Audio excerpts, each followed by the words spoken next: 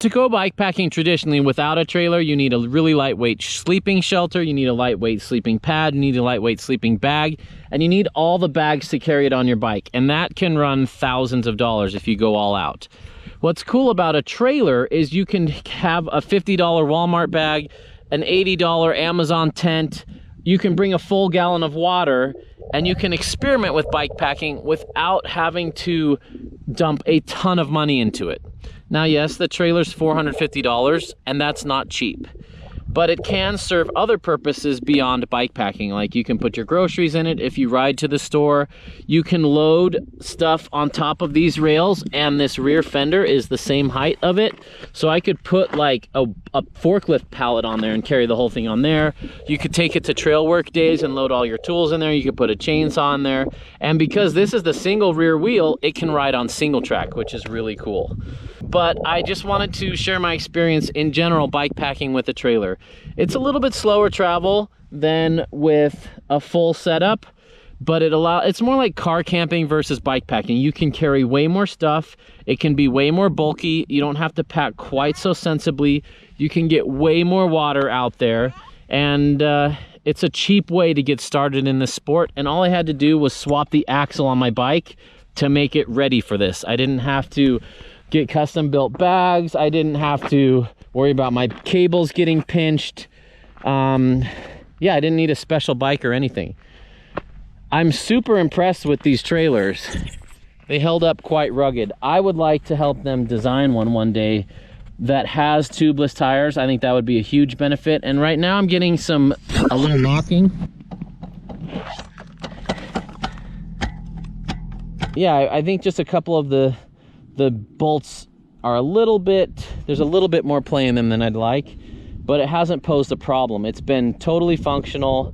Only damage is we cracked the footrest, and I'd love to see this be a little bit taller for 29ers so it would actually lift the back wheel up like a motorcycle kickstand and hold everything up. But overall, I'm super impressed with the durability of the Coho XC and how well it tracked and how well it rode. I wasn't sure if that suspension was more for a selling point or if it actually worked. It actually worked. It helped keep this thing on the ground and not bouncing around too much. I like the way the cargo net attaches here. I like the way the water bottles mount. I like being able to see them, and that's a great place to load them closer to the wheel. I love that you can load stuff on top of the fender. It also has panniers that you can put on the side for more storage, but yeah, if you're loading it up that much, you might be pushing the weight. But what I would love to see is a little bit more hardcore version of this that doesn't have a quick release axle with sliding dropouts, that doesn't have like a quick release here. I'd rather see that upgraded to heavy duty bolts, and bolts that use Allens that come on our multi-tool, so I don't have to carry crescent wrenches and stuff.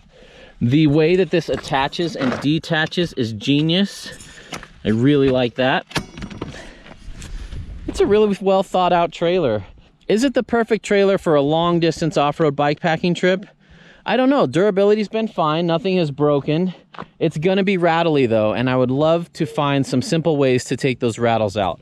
Yeah, I think it's a great idea for someone who doesn't want to fully invest in $600 in bags on their bike and $1,000 of ultralight equipment and just wants to go out and have some long distance adventures. And what's cool is you can drop it off and then go have a normal mountain bike ride and come back and hitch back up and go. That's a pretty cool feature. Now the Cub X, I am completely blown away with. I am super impressed with this. One little niggle, I wish there was an easier way to kind of rest your bike down. I feel like it can handle it, but I feel like I'm putting a lot of stress on the little trailer hitch joint thing. But it tracks so well. I think I could go faster with this than the other one if there wasn't a kid in there that I was worried about. The suspension truly works. I really like that. Now over here, I'm gonna show you, Burley told us these wheels weren't gonna work on this trailer, but we wanted to try them anyway. So these wheels on sag don't rub, but you can see right here, when they hit bumps, the tires have been rubbing the plastic base of this trailer. So with the plus tire kit on the Cub X, it doesn't quite work. This is the one with the plastic base. They make one that's fabric there that has a little bit more clearance, but we wanted the plastic base for durability and just one big tub, and if we hit a rock or something, it would just slide on over. So what I want to see or help them design or work with is a kit that not only puts the plus tires on, but pulls them out an inch or two. And I'd love to see 20-inch plus tires because A, there's way more offerings. For example, Specialized makes some really good 20-inch plus tires. B, it'd be easier to find a tubeless rim. And C, it'd be pushed out so that it wouldn't rub anywhere. It's gonna be a design challenge, and I doubt Burley's gonna do that because most people aren't using these trailers like we are. We took these way beyond their intended use, but they held up just fine. So yeah, there's a little bit of rubbing in there. Long term, that would create a problem. On a short trip like this, it won't, but I'm gonna try and see if I can figure out a solution with some wheelchair hubs or move some of this outboard or something like that. But I'm really impressed with the suspension. I am extremely impressed with how well this rode loaded.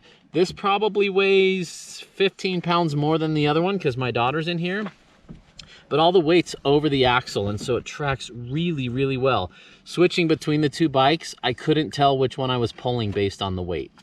And the feel of this one surges a little bit more than the Coho XC single wheel trailer.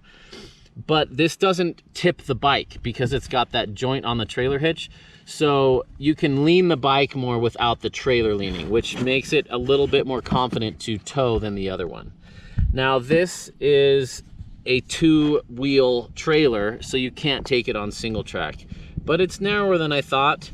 It's interesting, it tracks like 6 inches more to the left. It's not exactly centered in your bike, so the left wheel is more left than you think. So your brain kind of has to learn where the wheels are when you're driving it. But this thing is designed so well. We probably use it 3 times a week with our daughter to go on walks with her and rides. And it has really, really held up, and the design is fantastic. The airflow in the front, exit out the back. Just like a car, you can put storage behind the seats. It's got little pockets for her. It's got her 5-point harness. The backs adjust. It's their premium trailer, and I think it's worth every penny, and we've used it to the full extent, and we have loved this thing.